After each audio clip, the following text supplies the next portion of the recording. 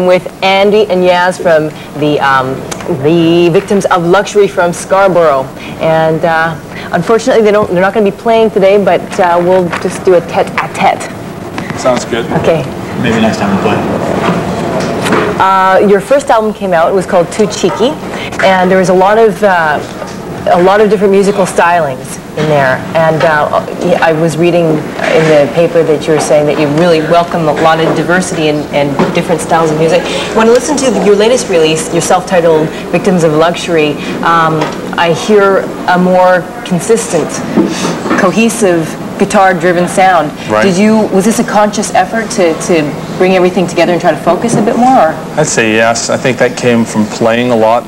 After we had made the first album, we did a lot of live stuff, and I think when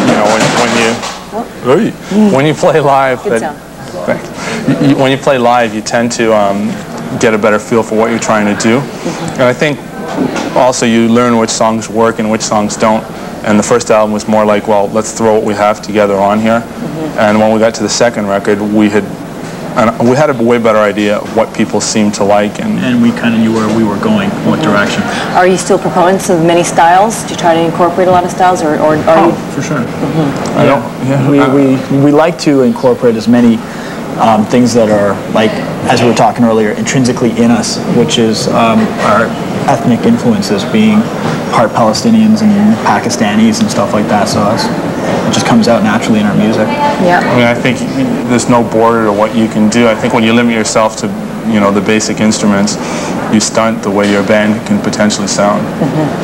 So, yeah, to my ear, it sounds like very much like a lead guitar-driven power pop band with spice, bits of sitar in there and Middle Eastern rhythms. Right. But it's not a total fusion, a total balance of the both. Right. We tried to use it really as spicing, all the sitar stuff. And are you playing the sitars? No, actually, it's sampled through a keyboard. It's all really played out, but it's a sample of a sitar. Oh, really? Yeah.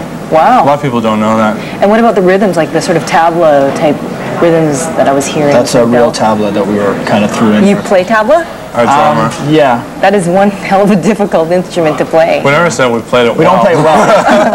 We just play it our own little way. Hit that spot.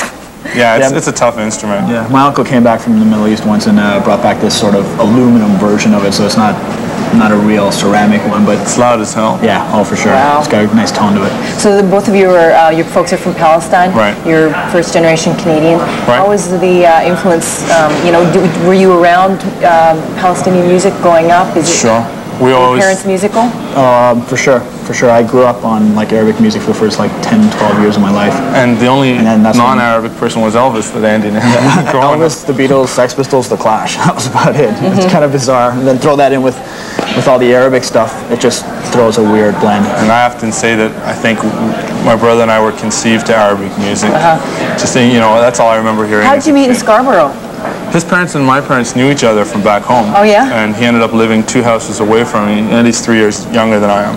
So I've known him since he was 1. Oh, wow. Forever, so there's a very, I noticed this with bands that are made of family members. There's a very intuitive level of understanding musically, so that exists, I guess, within your group, being 2 brothers, and then you guys as well growing be a up. third brother. Yeah, I think you also, the best thing about that is you get to know what you want to do. It saves time, so you don't kill your creative spark, which is easy to do.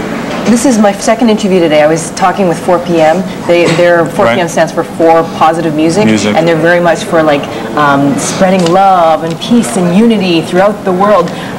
It's funny because this is lyrically, what you do is the antithesis of that sort of thing.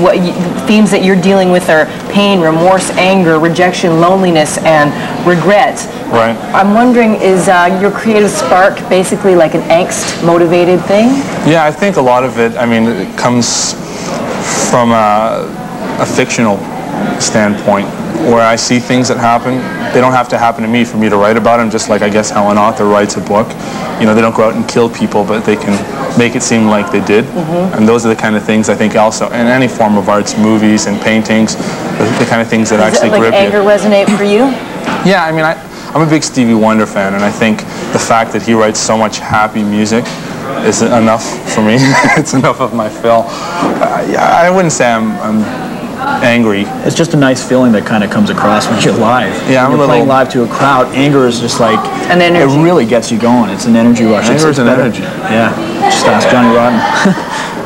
It's just the best high there is. It just comes out in the instrument, whether you're attacking the instrument or attacking the stage or whatever it is. It's easier to be pissed off. Kind of like, I'm wondering if there's like a underlying connection between what 4 p.m. and what you guys are doing on some and any level. Is there? Do you think? I think that like, when you're trying to just,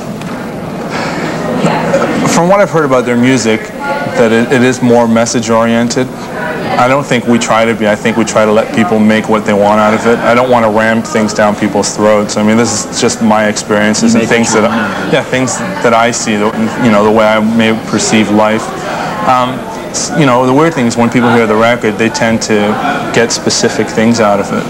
Yeah, they're gonna read into lots of stuff. Sure, and that's good. I wanted to do that. I wanted to pull, you know, different emotions. Obviously, like some bands don't even include lyric sheets. You guys found it important enough to include a lyric sheet. Sure. So we had 3 panels to fill. Yeah. I'm getting the high sign here. So you have your video release in Toronto at the Rivoli this Saturday. Yeah.